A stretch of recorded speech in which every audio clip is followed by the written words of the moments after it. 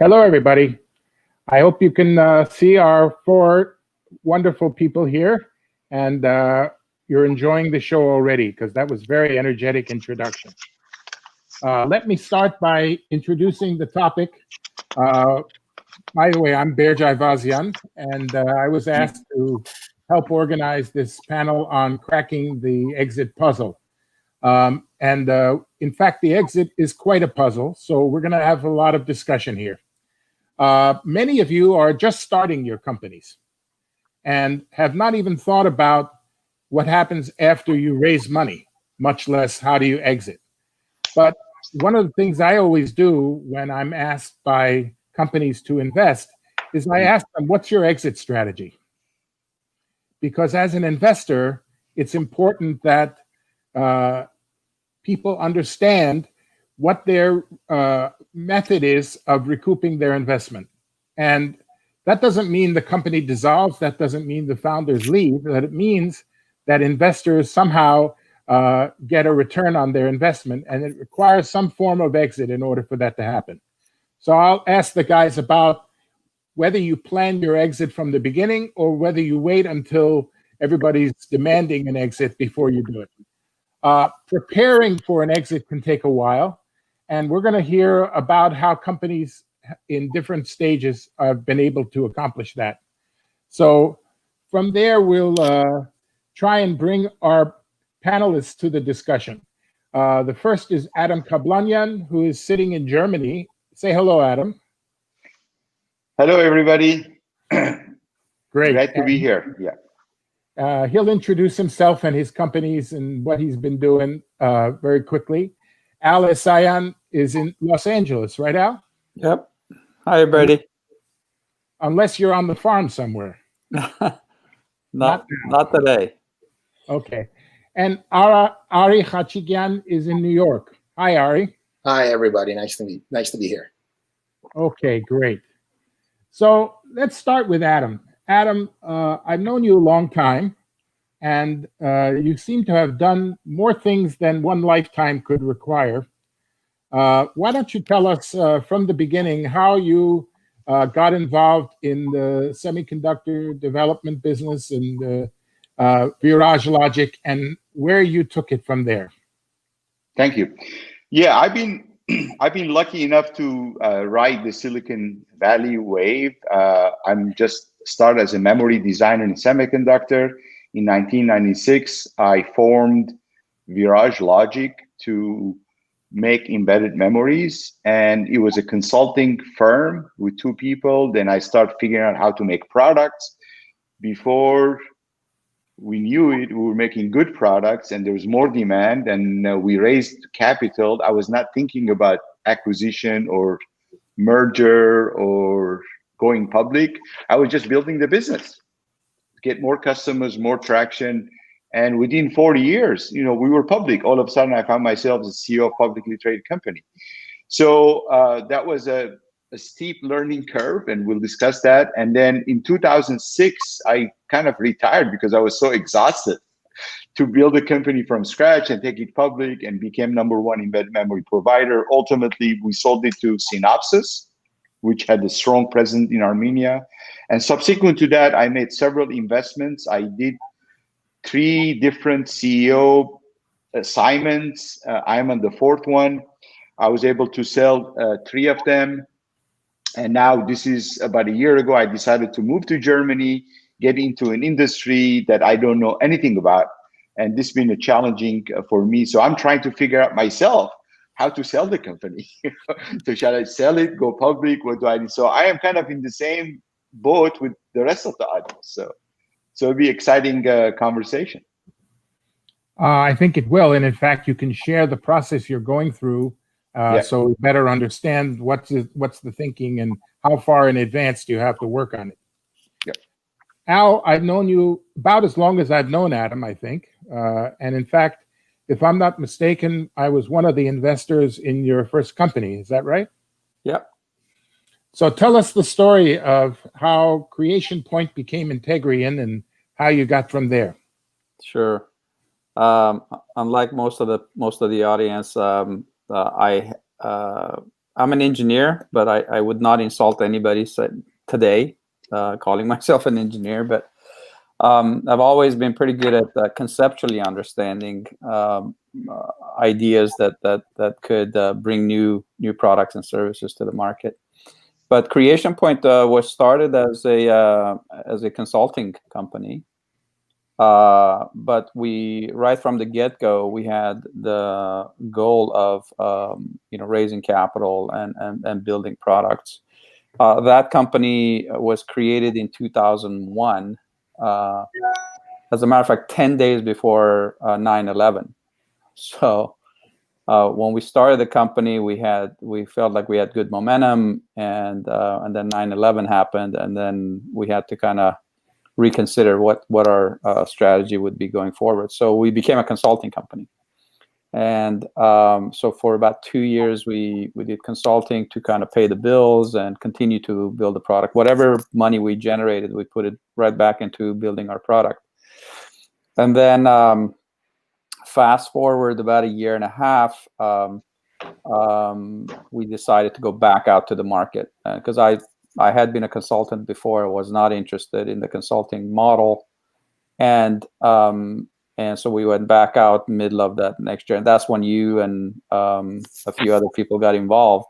And I always tell the story that when I first sent the email to 10 Armenian friends, and I said I'm starting this company, 6 of them came back and said, "Why, sure, we will invest in your company. We were wondering when you're going to ask."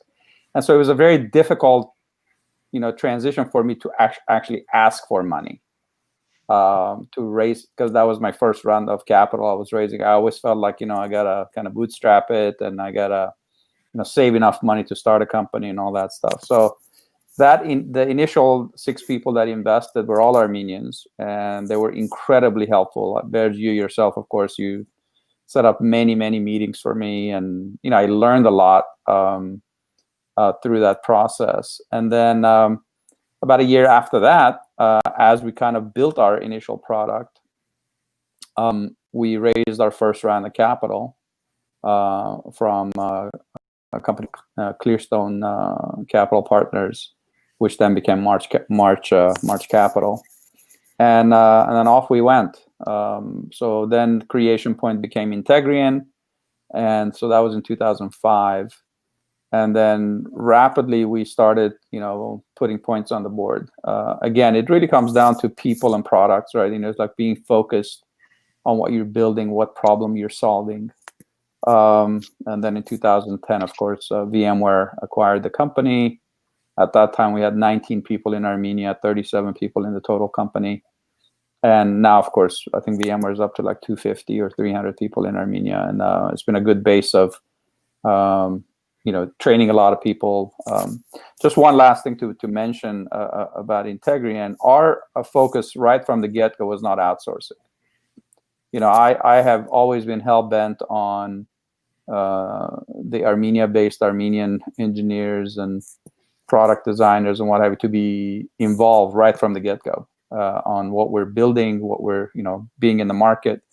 We spent, I don't know, hundreds of thousands of dollars even in the first few years, bringing people to the US, sending them to conferences, giving them exposure, because I felt I had this confidence in me that Armenians were very bright, and given the opportunity and the exposure, that they could be as good as anybody in the world. So I'll stop there, and we can continue the conversation. Yeah, but that wasn't the only company you started. Yeah, as Adam and other serial entrepreneurs will say, it's a medical condition, right? We can't leave good enough alone. We're always coming up with ideas and starting companies. I started a few other companies. One with Adam called IconApps.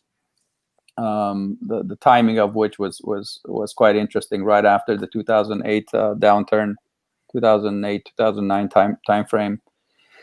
And then after that, I started this company, IntelinAir. And my journey, my entrepreneurial journey, started out right out of college. I started a company called Creative Computer Networking, which didn't go anywhere because of capital. But we did have the conceptual idea of what would become like Cisco and 3Com and other companies. We felt like that's the future. And that's one of the key things to understand about being in the right ecosystem, making sure that you're not isolating yourself, right? I mean, that was one of the key conditions that I witnessed, and I think we all witnessed, you, Adam, and I witnessed 20 years ago, that a lot of Armenian developers or thinkers and entrepreneurs, they felt like they need to just kind of isolate themselves. And you have to understand that it's a community. I always say that the communities that you belong to, the networks that you belong to, can either make you very, very successful. Like in my case, that's been the case. I've learned a lot from Adam, you, and others. Or it could hamper you, right? So it really does matter for people to understand that there are global networks, global Armenian networks, and then also non-Armenian networks, right? Because I've always been an advocate that if you are in an industry, you should be known. You should actually reach out to people, connect with people, because it's in the clash of those ideas that better ideas come up. So I've been very fortunate. I've absolutely been very fortunate in leveraging all of these networks, both Armenian and non-Armenian networks globally. Great, Al. Thank you very much. Ari, you're not an engineer, are you? I am actually. I've actually, electrical and computer engineering. Oh, okay. So, yeah, my Armenian uncle introduced me to computers when I was 8 years old. So I've been programming since I'm 9, 10. Had my first computer at a very young age. And, after knowing everything possible about writing software, I decided to get more into the hardware side of it, and graduated with a specialization in robotics and feedback control systems. And unfortunately, when I graduated back in '92, there was a lot of defense cuts in defense spending. And one of my counselors said, "Hey, why don't you get into finance? There are good opportunities there." So I never even thought I was going to get into the world of Wall Street, believe it or not. So, cut my teeth in Wall Street and finance. It's a very demanding world out there, and started developing. Saw a very big time shift going from trading via telephone, where you'd call in a trade, to electronic trading, and I saw, especially with decimalization, saw the need for electronic trading technology. And got into it right away. Saw the opportunity based on this new protocol that was being developed. Just like we saw the explosion of the internet with a simple protocol like HTML, there was a streamlined protocol in finance called Fix, and started to build software around it. And luckily, at that time, the hedge fund world started blooming, and had the opportunity to build very high frequency algorithmic trading technology for them.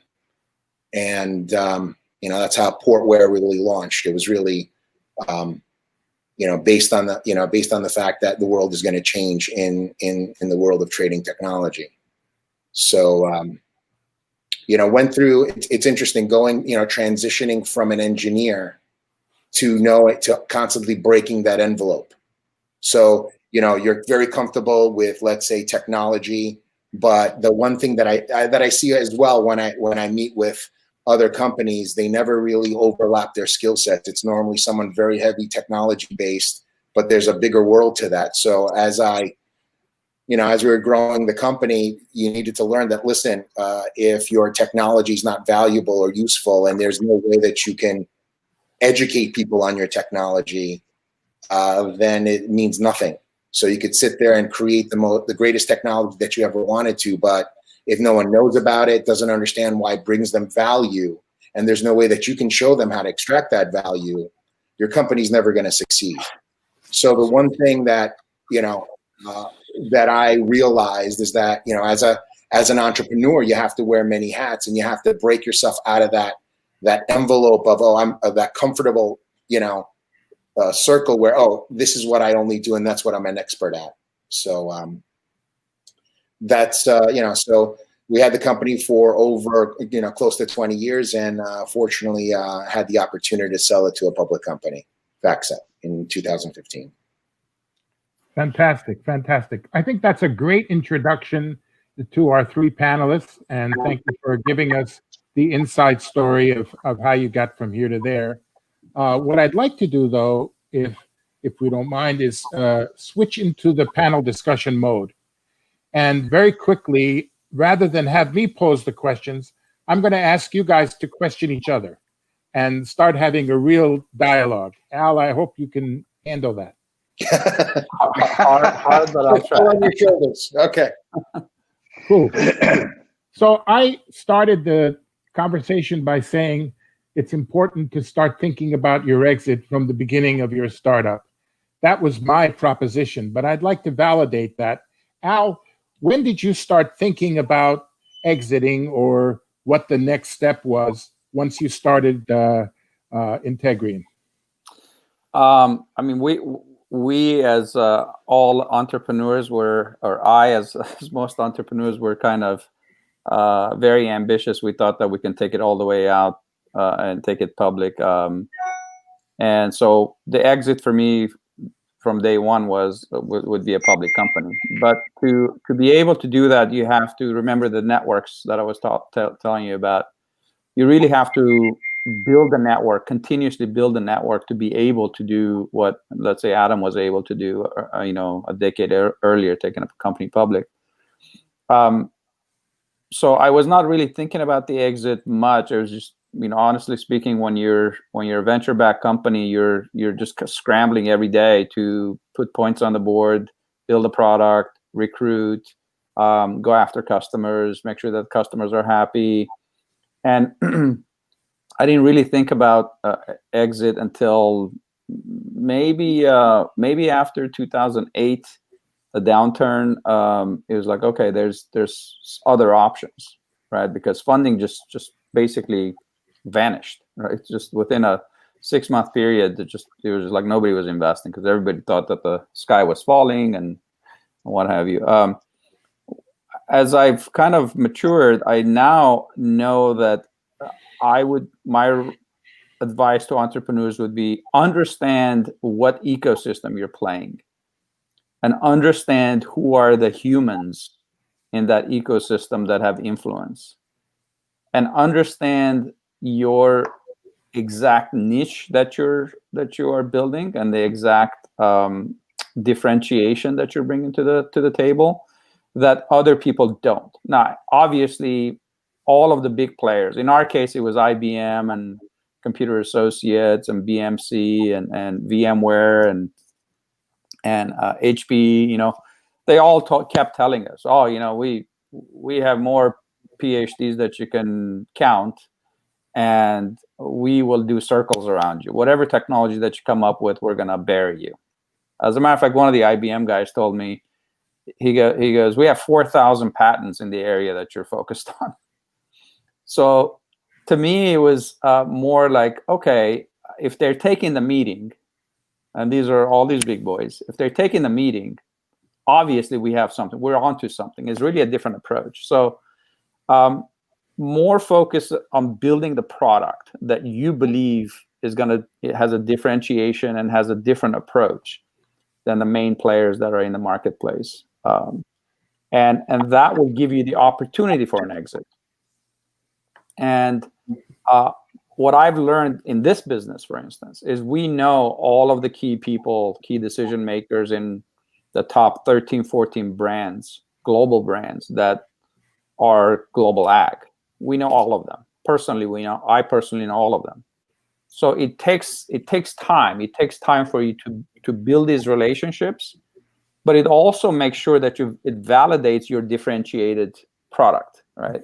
Because as you go to these conferences, I used to really balk at paying $5,000 to go to a conference. I was like, $5,000? That's a lot of money. But I learned over the years, maybe too late, that these are the conferences that you have to go and you have to show your face, and you learn a lot. With that $5,000, you might get $100,000 in return. I'll give you one example, and I'll pass it back to you. Is in January of this year, I attended the Harvard Agribusiness Seminar. In that 1 3-day period, I met 12 people that have fundamentally changed and accelerated what we're doing. Now, these people I would have never met. I would have seen their names, but I would have never had the opportunity to present what IntelinAir does and what they do, and have a discussion. So that would be my biggest advice, that you have to be known in the industry that you're going after. You have to understand what are the fundamental problems that you're trying to solve. So Al, if I'm not mistaken, that conference was in Boston and I dropped you off there. Yes. And one of my businesses, I run conferences, and hopefully you quickly learn that once people know who you are, they invite you as a speaker, and you no longer have to pay $5,000. Yeah. Well, I'm not there yet. They still want me to pay $5,000. Too bad. Well, actually, this one was $10,000, but it's the best $10,000 I have ever spent in my life. So, excellent. So I'm going to switch to Adam. Adam, you've been at the crossroads when you have to think about what the next step is for your company. And I know in one case you did go public. And I've been in the same crossroads myself when I took over as CEO of Yankee Group. They wanted to take us public, our then parent company. And I went through the entire process all the way to the finish line, and the market crashed. And I quickly changed to a strategy of M&A and sold it to Reuters. But Adam, you were there with Virage. So how did Virage become public? Yeah, so I think I would say that to start with, I didn't know anything about going public or M&A. I just started the company because I thought I knew how to design better memories that the world may need. So it was never planned from the beginning to take the company public, or even I was just passionately being entrepreneur trying to create value. So and that has been right now is the cornerstone of all my businesses. First, build the product that has value, that somebody's willing to pay money for it. If your product cannot fetch any value, I know there's different free models nowadays, but that requires a different thinking. But if you're creating something of a value and you can extract that, then you are onto something. But then you need to look at how large of the market you're playing in, what potentially it could be, and who's willing to finance you. Obviously, in the early stages, hardly anybody will write checks. You have to convince people by building prototype, minimum viable product, show the concept, show the value and the invention or whatever it is that the entrepreneur is trying to do. In the case of Virage, we're just building better memories, and we're doing consulting. In fact, the first 2 years, I was consultant. I was hired consultant, getting business from companies that they need memories. And then I realized this is not scalable. So we start putting software around it to make it more scalable. And before knowing that, we start designing products competing with 3 publicly traded companies at a time. And we're kind of a 6-people team. But we solved a specific problem at the time that none of them really understood how to solve, which is a dual port problem. And I don't want to get technical here, but I hired somebody from South Africa on an H-1 visa, and an analog designer, and he was like, because he knew analog design, he was able to create a product that's so robust that you cannot fail. So once we start showing this to all the large companies, they said, wow, this is really what we need, because all the other products we had from other suppliers were failing. And that's kind of gave me the start to build the company. But I self-funded it for the first 3 years by taking money from customers. So I retained large equity. And then we did one financing, corporate financing, where one of our customers needed something from us. So I get a nice valuation for that financing. And then I have to confess, I did not even know I was going public. So I was trying to raise a round to give me more capital. And I talked to 50 different venture capitalists, and none of them understood what we were doing except one. And Crosslink Capital, they invested 8 million into us. And 9 months later, we were public because the guy knew exactly what we were doing. And he said, and he guided us through that this could be a publicly traded company. So I talked to 50 different VCs. Only one invested because they figured exactly how we fit in the whole ecosystem, and they help us position the company to go public. So I was lucky in that regard, but I go back to I was building a product that the rest of the world needed and wanted.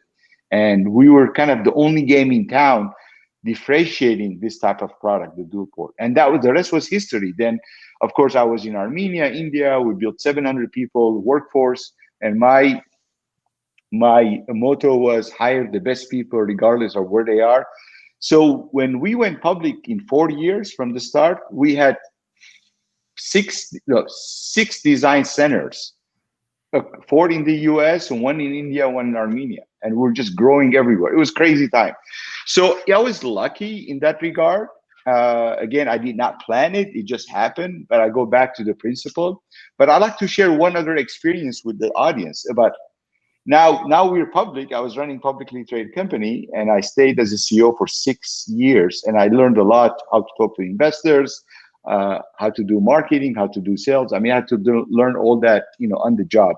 It was tough, steep learning. But we had an opportunity as a publicly traded company to be acquired by Synopsys in 2004. They came to us and they wanted to acquire us because they want to enter into our space. And through that process, we spent 3 months with them. They found out that we have operation in Armenia. They said, look, we have operation in India, but the turnover rate was like 20%. That was not sustainable. So I said, oh, Armenia, we told them all the benefits of Armenia. And they said, wow, this is very interesting. And this is a good value proposition you have. But unfortunately, or fortunately, depending how you look at it, they came up with an offer at $16 a share. And I said, this is crazy. Then we can easily drive this price to $25 and I'm going to be selling Virage for cheap. So we end up not agreeing on a price.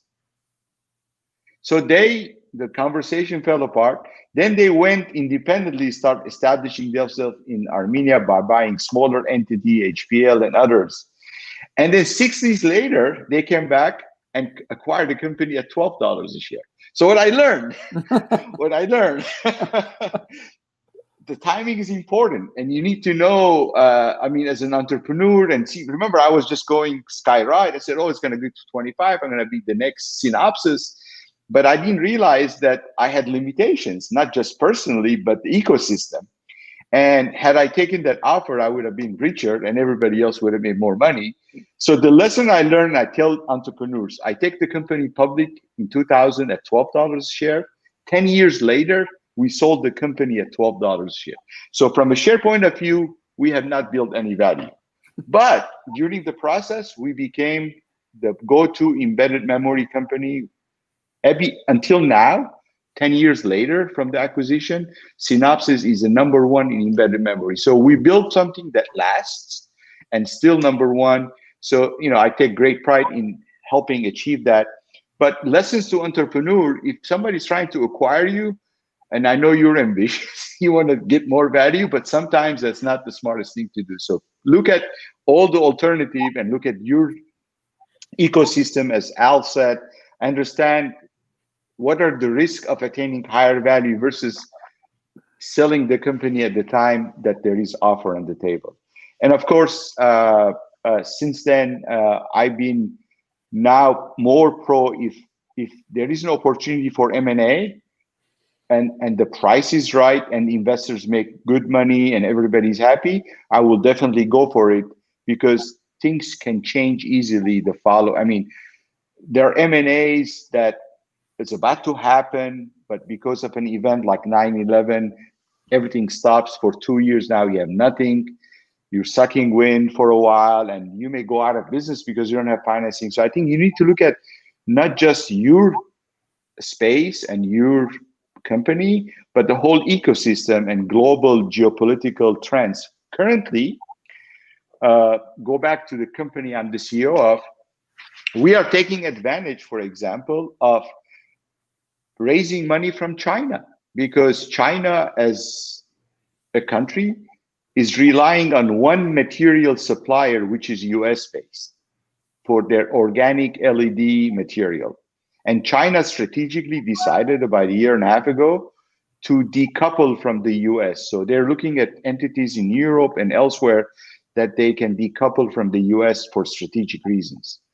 So we right now became very strategic for them. So as we're looking to fundraise for a round, we understood about 9 months ago the shifting wind and the geopolitics of Washington versus Beijing, and focus on Chinese-based investors, and it's paying off because right now we're engaged with many of them and they want to invest. And not so much because our product is better or whatever, or return on investment. Strategically, they want to secure an alternative supply for their material in the future, because they're building multi-billion-dollar display industry, but they have a weak point of material. It's only coming from the US.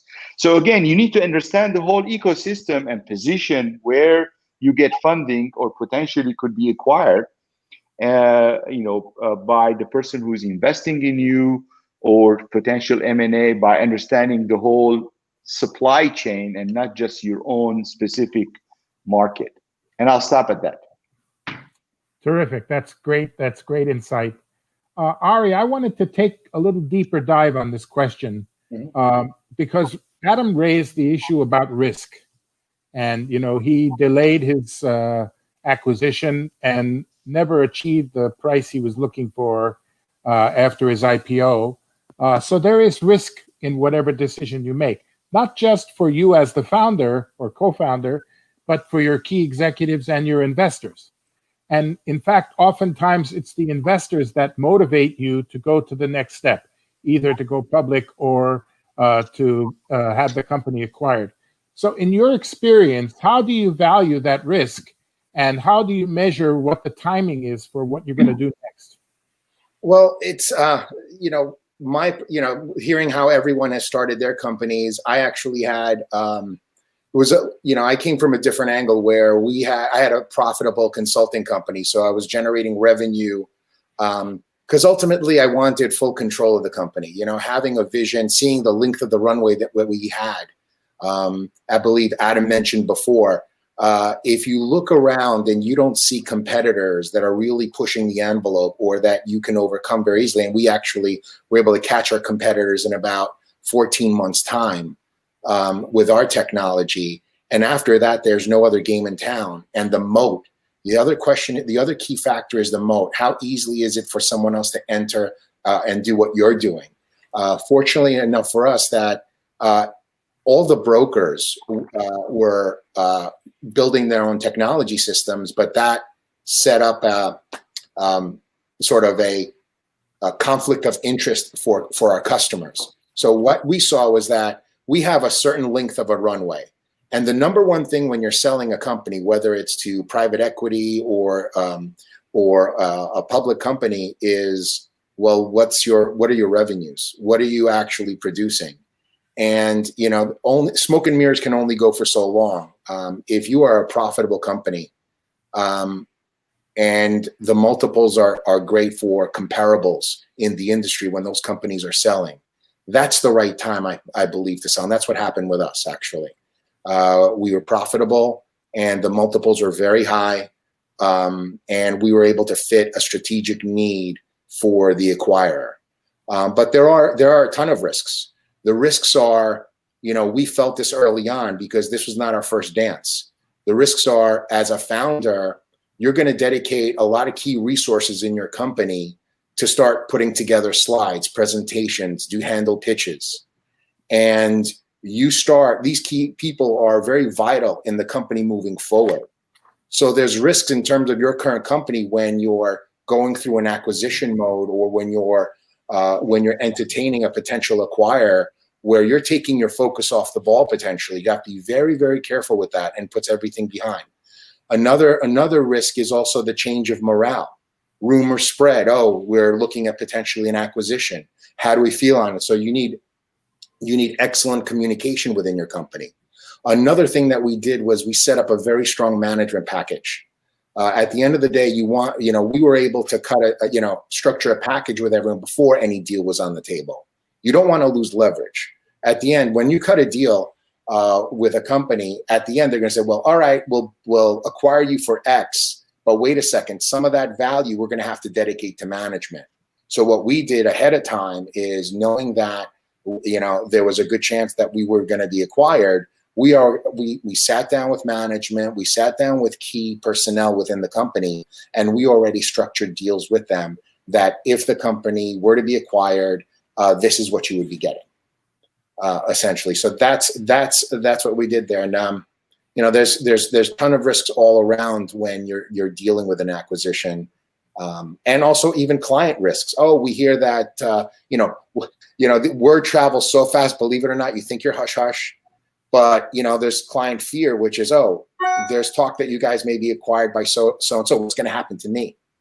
So you're dealing with a lot of risks when you're undergoing that process. And again, you have to be very well prepared for that. That's great. So Al, I want to get you to chime in on this, because I know when Integrien was acquired, there were VCs involved. In fact, I don't even know if you were in day-to-day management at the time. And there were new CEOs, new key personnel. They all had an influence over what the next step was, and whether VMware and how would they fit into VMware. And your whole Armenia operation was a separate entity, in the sense that they didn't necessarily have to commit to keeping that going. They could decide, oh, we have our own R&D or our own people who could do that. So how do you structure the deal in such a way that it's beneficial to you, your team, to your investors, and to the key decisions you made earlier? Sure. I think there's definitely, Ari mentioned something about non-negotiables, right? Any deal, at the time of the exit, I was the executive chairman, and I had certain non-negotiables on the table that said, you know what, I will not give consent if these things don't match. So fortunately, I can't get into the details of those things. But one of the key things was Armenia, right? I mean, we started the company because, literally all of my companies have been born in Armenia. Specifically for the reasons at that time was, for those in the audience that don't know, Berge organized this meeting at the basement of the Armenian Cathedral in New York in '99, and Berge is a big guy, right? So there was 35 of us in the basement of the Armenian Cathedral in '99, and at that time Armenia was losing a lot of engineers. People were leaving in droves, and Berge said, well, nobody, he stood in front of the door and he goes, nobody leaves unless they commit to doing something in Armenia, where it's either sending a project there or putting a branch there or whatever, because we have to kind of stem this exodus of the technical talent.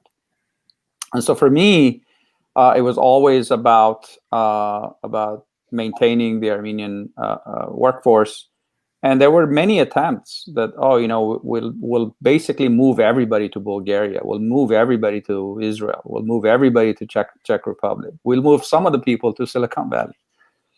And I have to say, it's a testament to people like Tigran Nazarian and the rest of the team that is still involved at VMware in Armenia, that we had the confidence that we actually built this technology here, right? Obviously it was one team between Irvine and Armenia. Was one team, but we always felt that we don't have to leave our homes. We don't have to leave Armenia and go somewhere else, no matter what the price is, no matter what the economic value is individually. Two things about exits and preparation for exits. One thing is the technical documentation, and we had leaders like Adrian Tudor and David Wilson and of course our Armenia team, Karen Agajanian and Tigran Nazarian, that we insisted that we produce clean code, we produce trackable code, we produce product, back to what Adam says, that we can actually be proud of. We can actually be proud of what we've created, and that it's world class. So when they did the audit, because every time there's an acquisition, there's something called technical due diligence, where they go into everything, right? They look at how much open source content do you have. They look at how well you've commented the code so that somebody else can follow. And they hired a company called Due Diligence, Due Diligence, to do this work. And that company's CEO called me. He goes, I have to commend you on something. I said, yeah, what? He goes, we've done 101 due diligence work for acquiring companies, and you guys are in the top 2. There's only one other company that had like 2% better rating. And that comes from, again, really paying attention to what you're building, not, like having honor in the work that you're doing as engineers. I think that was one thing. The second thing was we kept the books very clean, right? We hired Ernst & Young early on when they were affordable to make sure that everything that we're doing is auditable. And that sped up the acquisition. And then the final comment I want to make is you have to understand why they're acquiring you. Kind of playing the chess game. Why is VMware interested? Why is IBM interested? Because we had solved major problems on Wall Street for JP Morgan and others. So one, they're buying you for your, let's say, your revenue and your profit multiples, right? There's that type of an acquisition. And then the industry has some ranges, right? Each industry has its own ranges. I would say, for me, I've never really tried to focus on that. I've always tried to focus on the product and the technical sort of strength of the company. So at the acquisition time, we had a 37.6x of our revenue. Our acquisition price was 37.6x of our revenue. Not profit. We never made profit. Right? In 5 years of being Integrien, we never made profit. So, but the first year after acquisition, VMware was able to generate $65 million of 90% margin revenue. So you have to understand that in Armenia specifically, because unfortunately we still don't have the sales and the marketing and the business development chops on a global scale, we're basically building differentiating technology. And that's where engineering and world-class engineering and world-class research comes in. And when I say Armenia, I'm talking about the Armenian nation globally. I'm not talking just about Armenia, right? Because you can have amazing engineers that are in Germany or in Silicon Valley and whatever, that you can collaborate with and build something that is vastly differentiating and value creating. And if somebody has the distribution capability, right, like VMware did. VMware had 400 salesperson. When they were coming back and forth with their pricing, and they're like, okay, we'll give you 10x of your EBITDA. We're like, there is no EBITDA. It's zero. You're going to acquire the company for zero? That doesn't make sense. Oh, okay, we'll give you 5x of your revenue. We're like, no, I don't think so. That's not the path that we're going to go forward. And that argument I gave to the acquiring the team, I said, look, you guys have 400 salespeople. We have 3. And you guys have quota carrying. Like if your salespeople don't deliver their quota, they get fired. We don't fire our people, right? So I said, even based on that, if you just go based on your 400 versus my 3, and you gave them $250,000 of quota, where it was, I mean, everybody knows on Silicon Valley, there's like $2 million, $3 million quotas that the salespeople have to carry. And I said 400 times 250 is about 100 million. So I think I'm okay with paying for 1x of forward. And that's how we got the valuation that we got. You must be very persuasive, because the analysis you just did, I would never buy your company. Yes. So that goes back to the confidence of the entrepreneurs and the willingness to walk away. Even in the midst of, we were raising capital, we knew that we had solved a major problem. Right. We knew there was back channel. I mean, look, I hope that this company will also get a 40x return or something. But one of the things that you have to, I think, as entrepreneurs, you have to understand is that your company's worth for whatever somebody's willing to pay you. And the more confident you are about your technology, about your moat that Ari's talking about, understanding its competitive landscape, understanding why people buy you. Sometimes people buy you just to mothball you because you're an annoyance to them.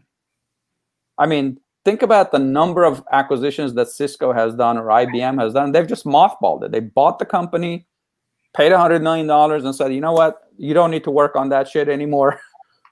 Come and join the team over here. Yeah, people make money. In our case, we became like 1/5 of VMware. It's a $50 billion company. And I think that is a nice segue into the next thing, which is our formation of capital, Armenian capital globally. Not just Armenian, but Armenian network capital. If Integrien had money to spend or could raise unfortunately, we were not able to raise $100 million round. Like, you read $100 million rounds these days, like that's nothing big deal. Back then, it was very difficult, right? But if we can form Armenian capital that continues to invest in the startups, continues to invest in growth, then hey, we might be able to get to those $500 million, $1 billion exits. I'll stop there. Well, we do have a couple of Armenian unicorns, don't we? We do, and again, it goes back to the confidence with which. I mean, I never doubted. I swear to God, I never doubted. 20 years ago, when I started really engaging with Armenia, I never doubted. I personally never doubted. I think the next generation of startups that are, Crisp is one, Super Annotate is another, Active Loop is another. There's a lot of great companies coming out. They need support. They need these network connections with Silicon Valley and elsewhere. But I am very confident at the core foundational level, these guys know what they're doing, and they're confident. So that's very important. That's why we continue to do what we do as potential angel investors or mentors or whatever it is, that these companies can turn to us and, based on that experience, learn and grow. Adam, in your case, you had to look at, and you were not in the exit business. I mean, you were not trying to engineer your company for an exit. You were building good product, and ultimately you did get acquired by Synopsys. But along the way, Synopsys bought one or two other Armenian companies, if I'm not mistaken. Am I right? Correct. Yeah, when they first looked at us, when they found out that we have this jewel in Armenia, and they start strategically, since we parted ways, they went and acquired resources like HPL's team, and there was Leda at the time. They were both failing companies. They acquired resources. They established a beachhead there and built on that.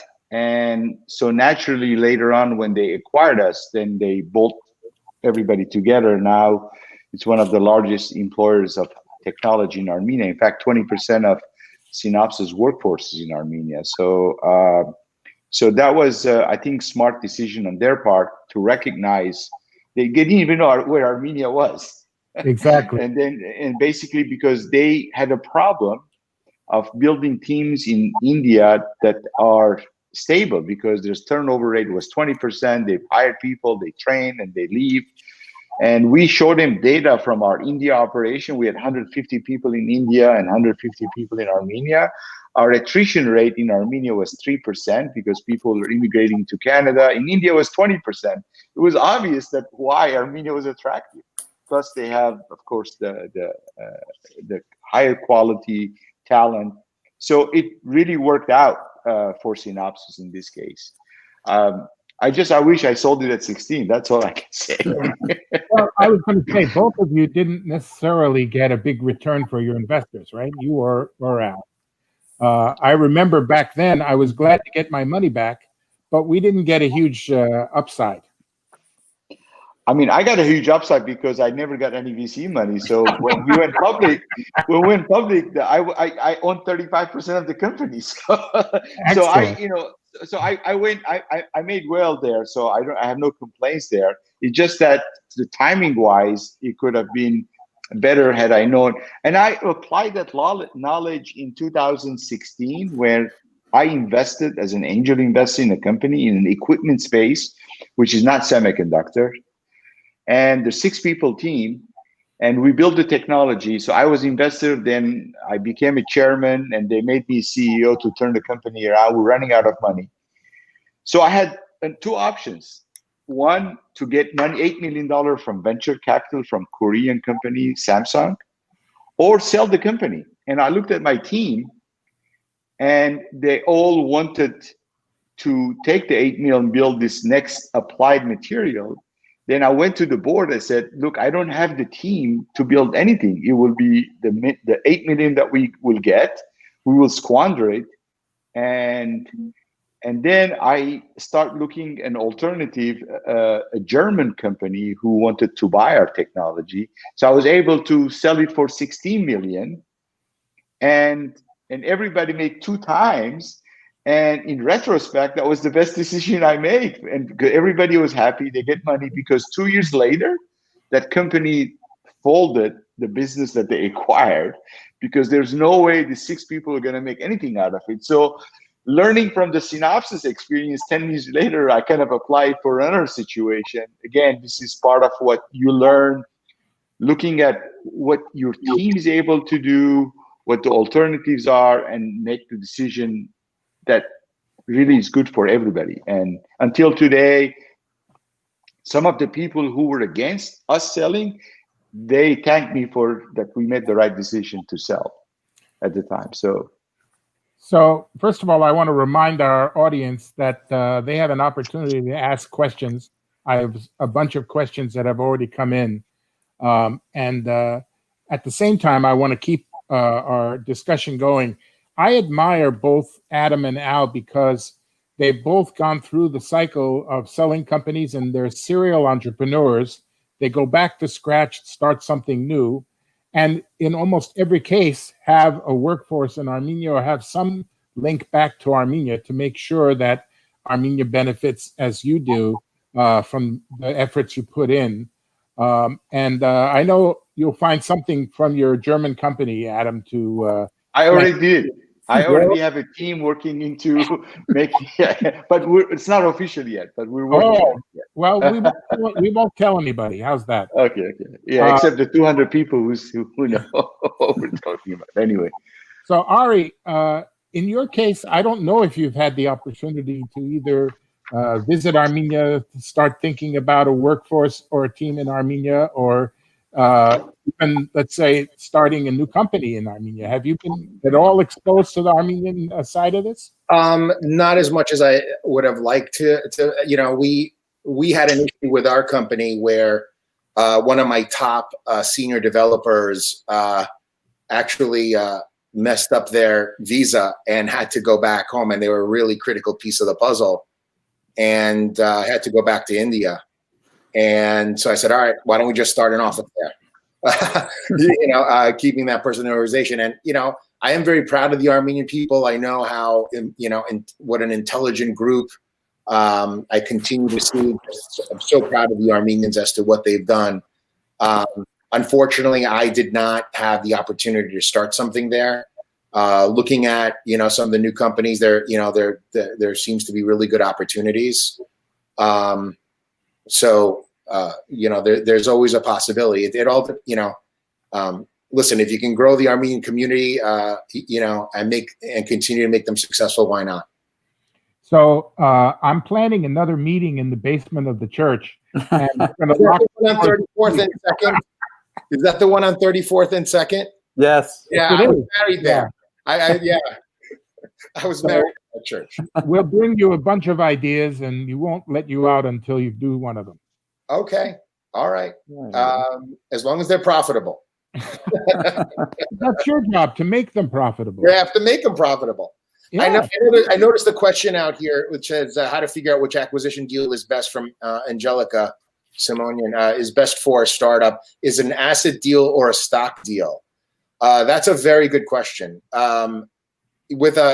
You know, I had so many friends during the time that actually passed by the townhouse with me and say, you know, that would have been my townhouse if I didn't do a stock deal.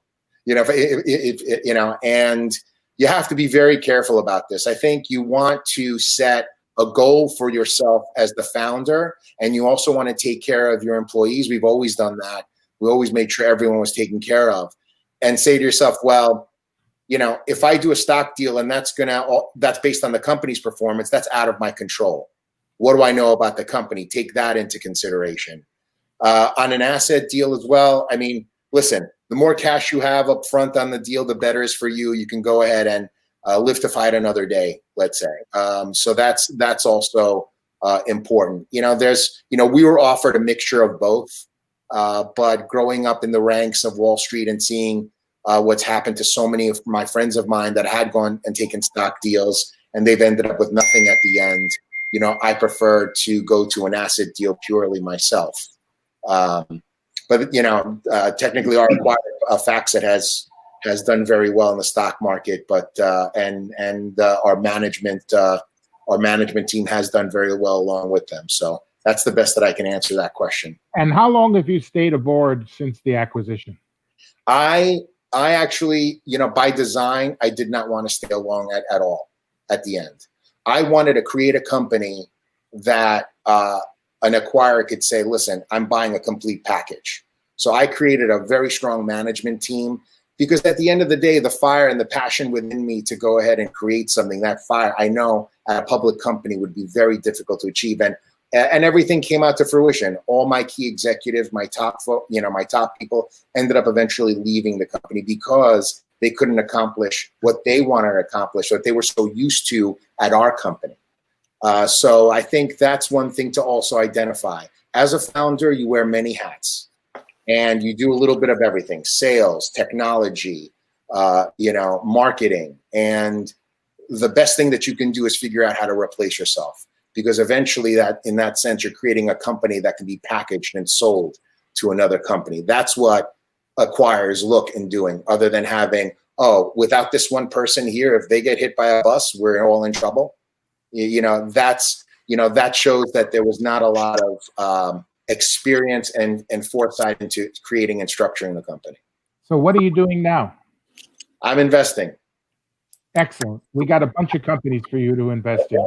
Artie, I'm looking for money. I know you're not. Actually, one of our deals just hit the tape just today. So a deal was done with a data center that we invested in. So that's great news for us. Let me chime in to answer Angelica's question as well.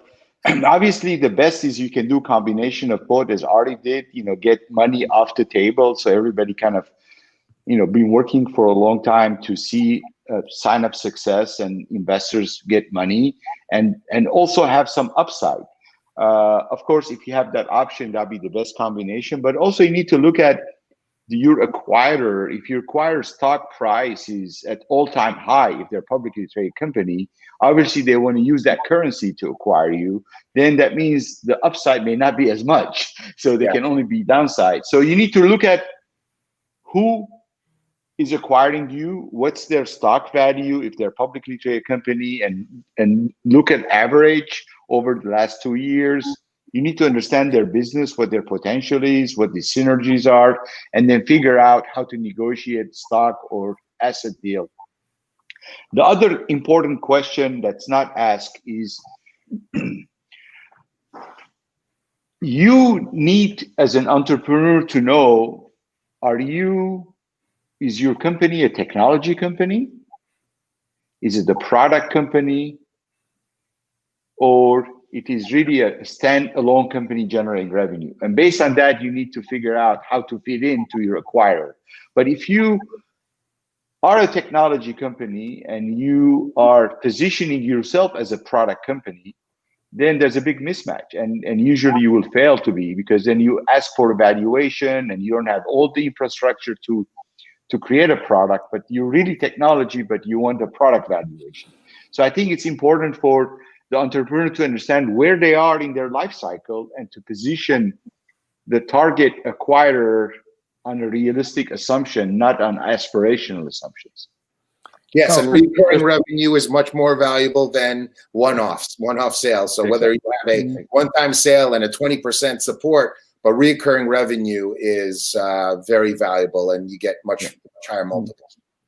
One more thing that I would add is that if you understand your position in the marketplace and you understand all of the different players in your ecosystem, you can actually do this game theory of saying, these three acquirers will buy us for defensive purposes so that their competitor won't buy you. Again, a lot of people are proud of building something, so they don't want to be mothballed. But there's been a lot of great acquisitions that have happened that have returned tons and tons of money to founders and investors purely based on defensive acquisitions. Then there's offensive acquisitions, which is somebody will buy you because they see that it's immediately. In our case, that was the case, right? That what we had built was ready to go, right? Instead of 3 people selling it, 400 people were selling it. So that offensive acquisition, by the way, IBM was also talking to us at the time, HP, they just couldn't move fast enough. And VMware wanted to just do a leap, right? And they did. I mean, in year 5 post-acquisition, they did $930 million worth of revenue from this acquisition. Paul Moritz, I ran into Paul Moritz at a Gartner show. He said, it's probably the best acquisition I've ever done in my life. And this is a guy that did hundreds of them at Microsoft and then VMware and whatever. So you have to understand, again, you need to be professional about understanding what ecosystem you're playing in and what game you're playing. And that knowledge will give you the confidence to be able to maximize your outcome. So along those lines, Adam, how did you ask you a question? Are there any specifics in the EDA market that guide your exit strategy? Unfortunately, I'm not really well plugged into the EDA market. I left it 10, 15 years ago. So I'm not really in tune into the ecosystem, what opportunities there may be. But I feel that the EDA market is already well-developed, saturated, mature market. There may not be many opportunities for new entrants in the market. So it's not like 30 years ago. And the same thing for what Virage does. If Virage tried to do something today, then the scales are so different. There's no way I can replicate Virage story today if I start. So every industry has its own cycle. When it goes through consolidation and maturation, then there's less probability for people to come up and enter the market. So you need to really look at any industry that you want to play in. And if that industry is just beginning to take off, you have lots of opportunities because you have opportunities to influence it, to take advantage of being there first. But once an industry has matured, then it requires huge capital. There is inertia to change methodologies, which becomes very difficult, and it will be extremely, extremely difficult to succeed. I'm not trying to discourage any entrepreneurs entering in mature markets, but you need to understand the limitation when the industry goes through consolidation. Only the big players now can really play there and not small startups. Adam, there are a couple of guys from Memoir Systems that seem to want to have a side conversation with you. I know. I feel those are people I hired in Armenia, then eventually got sold to Cisco. Berge, there's actually a very good question from Hike. Yeah, I agree with you. Yeah. So thank you very. What was the best strategy for early startup? Focus on product and sales, build profitable company, and interest will grow itself, or focus raising rounds and build the product for 1-2 specific large companies to exit? That's an excellent question. I think a lot of companies build technology first for the love of technology, and that's a very dangerous move. I see many of them come to you after where they have 2 technologists building software. They feel this is exactly what should be built, and then they've never cold called anybody or don't understand why people are not buying their product. I mean, when I was first starting my company, I actually started in my apartment on 219 East 25th Street. I converted a closet into a little computer room there, and I would call traders 6:30 in the morning because I know they'd be at their desk, watching the news, and I'd start pitching my technology for them. So sales was very, very important. The customers will drive, if you can filter it appropriately, what your product, what your product should look like. The other question, which says, should I raise rounds and build a product for 1-2 specific large companies? That's very dangerous as well, because you become very, very top heavy. There's even stories in our industry. We had one company build exclusively for Stephen A. Cohen, SAC, which was one of the biggest investment firms, and they drained them of so many resources that at the end of the day, the company was no longer making any money, and they took on a very low valuation, which then they turned around later on and flipped the company for multiples. So you have to be very, very careful with that. I know I could talk about an hour about this, but just to really touch on those 2 points, the key is really make sure you're focusing on sales, what the customers want, and develop the product along the way. So we are already over our time, and you guys have been very gracious to stay on board for all this time. But I do have one more question that I want to make relevant to the real issues facing companies in Armenia today. I mentioned earlier that we have a couple of unicorns that themselves may end up being either forced by their investors or desiring by their own initiative to either go public or get acquired. And I'll mention by name because we all know who they are and we know the guys who are running them. So if tomorrow Service Titan gets an acquisition offer, should they pursue M&A or should they go public? If Hovhannes Savoyan gets an acquisition offer, is there an opportunity for them to get a higher valuation if they go public? And I think we know the companies. Adam, what do you think? Well, I think Service Titan, they're both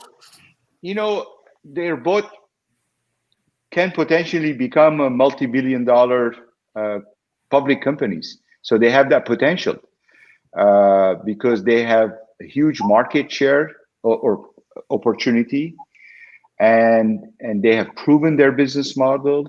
It is scalable. In the case of Service Titans, of course they have to prove that scalable, but they're really engaged and they're doing really well. The reason I know because my son works there, and and he's pretty happy and pretty excited. But I think these two could really redefine and put Armenia in a map as two large multi-billion-dollar corporation. Get that one definitely with Avoyan started in Armenia, and people probably don't know Hovhannes for long, and they see the success he had. But Hovhannes had to do 3 other startups, had to sell before he created this. So entrepreneurship is something that you learn by trying and learning, and he did a fantastic job across all of his startups. Of course, Pixart is right now. It has, I don't know how many billion users, or I don't know how many users. I don't keep track of how many users, but there's huge amount of downloads. So he has an opportunity to really, really scale the business and become a very popular platform for many wannabe artists and people, especially with COVID times. I presume, I don't use the application myself, but during COVID times, I'm sure there's an uptick in downloads and usage. So I think which can only be positive for him. Al, I remember when you were IconApps and we were struggling to get downloads and usage at the time. And I remember that too. Yeah, you remember. We all remember. We were together. Al and I started the company together, so it was tough. It was tough. Now they can say we're getting 10,000 downloads a week, and it just seems like a small number. Or an hour, 10,000. Yeah, that's actually a good segue into timing, right? Timing is important, and no matter how confident the entrepreneur is that things are going to happen in a particular fashion, sometimes you have things that are out of your control. When we started IconApps, there was only like 10 million iOS devices out there, and we were early. The only reason that company didn't go further and had to at the end sort of sell to science is that funding was very difficult in 2008, 2009. And when you're in the B2C marketplace, you really have to be able to do proper marketing. And I mean, it's funny, all the products that we built under IconApps got recognized by Apple. You know, we were featured several times, and that was great. But back to the original question that you asked, look, ultimately, I think with regards to ServiceTitan, I think they have a very defensible model. I think it'll be very difficult they are doing the real hard work. I mean, this is not online marketing, right? They are going hand-to-hand battle in every market and making winners out of these mom and pop entities that are yearning for their product. So and I think so many different trades they could go into. Right? Yeah. HVAC, plumbing, electricians. And it's sticky. Their platform is sticky, and and it's not, as I said, it's easily replaceable. So who am I to give Vahe and Ara any advice? I mean, they're fantastic operators. I would say they can go all the way, and it could be $100 billion company, because if you look at globally, you don't digitally handle your HVAC. Somebody's got to go there. Somebody's got to go build stuff, right? I mean, there's the physical nature of it. Until we get to a future that everything is handled by robots, I believe that business is incredible. With regards to Pixar, I mean, Hovannes is a great operator. Obviously, they're up to 100 or 200 million users per month. That's not just downloads, but users per month. The challenge there would be, can they recruit enough senior execs that can leverage that 100 million or 200 million users and expand to other businesses and making it like a real social network. So there it is really a question of, we know there's the epicenters of executives in certain areas that are possibly can do this. But that's also a possibility to go public. I mean, there's, they just have to branch off and be able to create other revenue models, like continuously build products, like have 200 product managers rather than maybe, I don't know how many they have now, but where they can actually think about this. We've got these communities, and what else can we sell them? What else can we sell them? What else can we sell them? So I think, those are great stories. Right? Berge, there's also, sorry to interrupt, there's another good question here from Rafael Gasabian. Do you have any experience in getting a major investment or exit deal with a private equity? Share your thoughts for a company designing exit plan who is better fit for PE or strategic buyer rather than VC. Well, I will tell you hands down, strategic buyer is where you want to be without a question. That, private equity's number one goal is to return money to their investors in the most protected way that they can, whether they put a 12% coupon on it or whatever they're going to do. And VC is, you're basically in a pool of other high-risk companies, so they're obviously not going to offer you the best opportunities I've seen ultimately. But, you know, in our case, we were very fortunate to, you know, we were courted by many private equity firms, and that's why I said before, the key is to really also make sure you're focused on revenues if you can, to show that you're profitable, because the multiples a private equity company will give you may not be what you're looking for. And even if you are, you're going to be in a bucket of a strategic investing theme, and they're still not going to pay you the multiples you want. But without a question, in our case, FactSet did everything else in terms of the trading hour. We handled all trading, and FactSet did everything else after the trading day started, stopped to when it began again. So they saw the true value in our company. And I can tell you at the same time, we were being courted by many private equity firms, and we were not happy with what we were getting there. Ari, I'm curious, how many private equity overtures did you go through before you said, that's it, I'm not taking calls from private equity firms? I mean, we went through, you know, we were not at, you know, that was not our first, our first dance either. We went through multiple phases where we were looking to take on investment. You know, fortunately, we took on one investment. It was really towards the purchase of a large amount of licenses. So because business was coupled into that, we decided to take a small investment, and it actually relieved a lot of anxiety for myself and my partner, because we were able to take some money off the table because of it. And it wasn't just straight capital. It was, okay, we're going to commit X amount of millions in software licenses. And we were very happy with that outcome. It didn't turn out the way we wanted to eventually with that company, but you know, at the end of the day, you know, private equity, and you meet with, you know, we met with Silver Lake, all the big guys. There were, you know, and you know, that's when we perfected our pitch. You know, at that point, so it's good to meet with them as an exercise for you to perfect your pitch. You're going to have amazing questions thrown at you, so I encourage you to go meet with them. The other thing that was not mentioned before is during a deal, you will always have, you will have a competitor which you don't think are a competitor. In Al's case, I believe it was IBM, where they're just a big behemoth. We had the same situation. We had companies that really weren't competitors. They thought they were, but then they became a part of the deal because they were so big in acquiring us.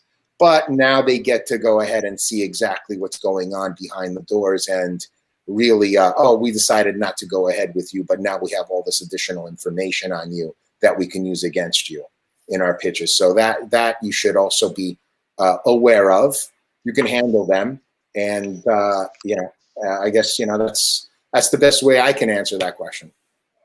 Can I add one more thing, Ari? I agree with everything you said, except I just want to make sure our audience, some of them probably heard about private equity, but they don't know what they are. But it's very important, if you're considering to speak to private equity, you must have revenues. Yes. If you have no revenues, if you have no revenues, right, revenues, don't talk to them. If you have to have revenues, and you have to be profitable for them to really engage with you. If you don't meet those criteria, don't waste your time. Plus, they would not even talk to you. So just to help us move toward wrapping up, I had a experience of both strategic and private equity in a succession of events. And it can turn out very odd. A strategic investor can decide to do something, and a year later decide to get out of that whole line of thought and pursuit, and you become a disposal rather than an acquisition. And then they end up selling you to private equity. And private equity's goal is to turn around within 2 to 3 years and flip you and make a profit on the investment. Many times they'll load you with debt and exit you with their debt. So, you know, it's very difficult to manage all this and try to run a company at the same time, because the investors have their own objectives and tactics as they manage their business. So, guys, you've been great. We're now 19 minutes over, and I know our audience would like to keep this going, but, you know, eventually they have to go to sleep too. It's 9:30 in Armenia. So thank you. I'm going to thank you guys. I don't know. Maybe you want to thank each other. I don't think you've met Ari before. Now, no, Ari, it was a pleasure meeting you. Hopefully, you'll be interested in investing in my company now. Let's work this through the page. Since you're in the investing mode. Send me the link to the data room. All right. Yeah. Good to meet you, Ari. In this COVID times, I want just final word to our entrepreneurs is this is a great opportunity. This is one of the greatest opportunities that you are going to be given in your lifetimes. This is the right time to hunker down, build great product. Don't worry about exits right now, but really just hunker down. Build great stuff, promote it, connect to your networks, build relationships in preparation for 2 or 3 years down the road where the markets are going to open up and that you're going to have awesome opportunities to make yourselves and the country wealthy. So good luck to you guys. Yeah. So my final thought to all the entrepreneurs, just remember, great companies are born in tough times. Yeah. And so just remember that. And thank you. Well, Berge, great job moderating. Yeah, I know you put lots of effort into this, and I want to thank you for time in front of us. Super. So just a couple of closing housekeeping chores. If you found this conversation to be useful, you may subscribe to the Hero House YouTube channel. If you missed any part of it, or you have friends who you'd like to have see it, they can watch it at their leisure on the YouTube channel or on Facebook, any number of these outlets. And you can see that Hero House is doing a great job keeping these discussions going and bringing new topics forward. Sponsored by Viva MTS and Catalyst. The next one is August 21st, how to build your MVP on AWS. I myself am going to tune into this one because I don't know anything about doing that, and I'd like to learn. Maybe, Al, you need to do this too. In any case, yeah, absolutely. And they have another one coming up on August 28th, selling to corporates. And we all need to know how to sell to corporates. We're in the B2B market for many of our cases. So having people from CRISP who have learned how to sell into the corporate market, clearly that's valuable. And Viva MTS is part of it too, SAP. So we have a great panel here. So I'm looking forward to continuing these discussions. And thank you for the opportunity to moderate this one. Okay, guys, we'll close up now. Thank you. Cheers. Bye-bye.